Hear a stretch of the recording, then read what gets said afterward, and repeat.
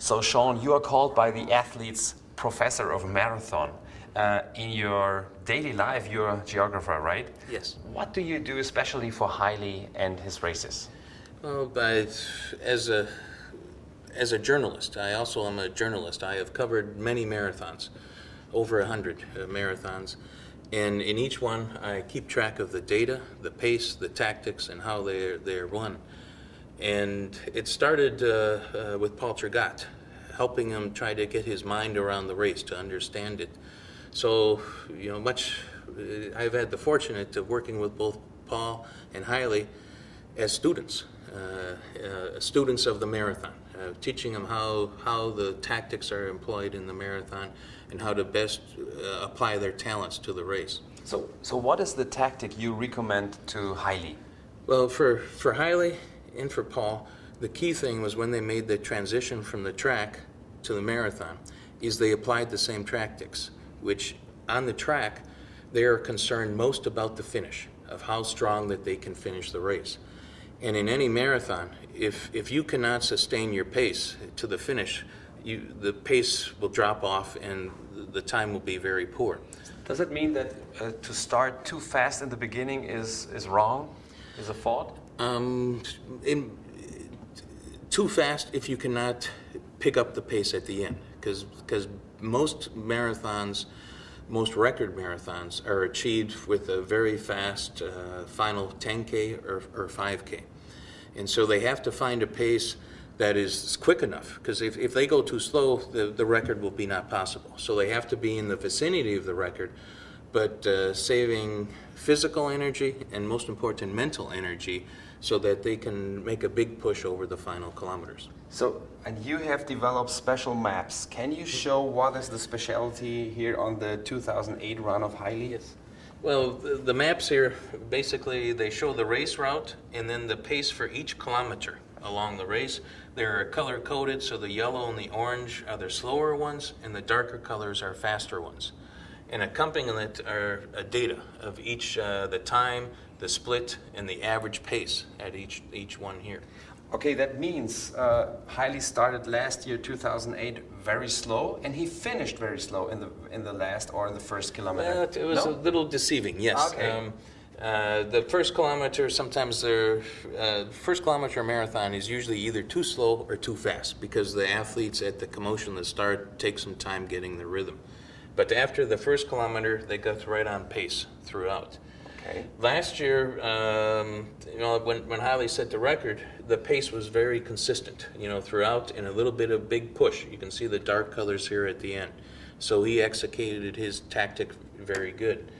But in 2008, he had a special target, wanted to be under 204.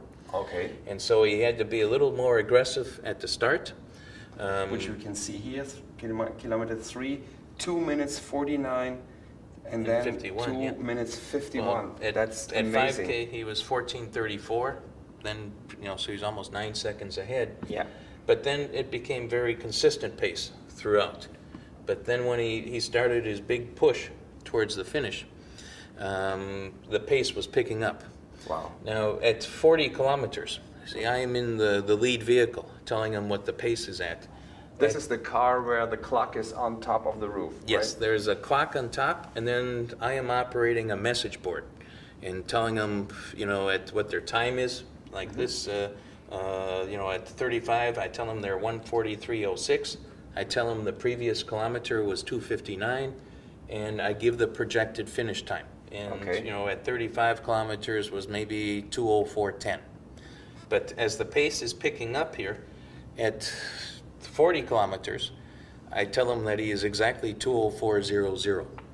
And Haile realizes that his goal is in hand, and he pushes down on the accelerator and runs 2:48 for the next kilometer. Okay. Which is by far his fastest kilometer for the whole race. Mm-hmm. But his engine overheated. Okay. And as he came towards the finish, his pace slowed. So the next kilometer is 3:05, by far his slowest one of the race. It shows that Haile is still human. Mm-hmm. that he can, if you mess with the marathon will react. And So he had big fatigue coming in. This is actually the most fatigue I've ever seen Holly in any race. Running in 40, he was running and struggling. And only in the sprint from the Brandenburg Gate to the finish, he would then get to a sprint, much like his track sprint, and achieved his goal by just 1 second. And so at 40 kilometers, 2:48 put him actually 12 seconds, or actually since the average pace was 2:56, put him 8 seconds under 2:40 pace. But the 3:05 put him over 2:04 pace. But only with the final sprint did he achieve his record. Okay. And for Halle, it might seem as 1 second, but if he run 2:04, he would have been new world record, but he would have thought he was a failure. Oh, John, sitting in the car and getting all this information and knowing Haile so well about his performances, aren't you sometimes like to scream faster or even slower? How you can control yourself? Well, my emotions are racing much like the athletes, though my official role is somewhat as a race official, to provide them just the data. So it's just the facts, that I can provide them. Hopefully sometimes I tell them, if you see my smile, they know my heart is with them, and that. But I also know that they can take the data and they can then formulate their plans, and it lets their mind be assured, rather than wondering if I am too fast, am I in too slow. By giving them the data, they know exactly where they are, and usually they know that their tactics are being executed very well, and so it gives them the confidence. So I rest assured that just the data will let them know that my spirit is with them.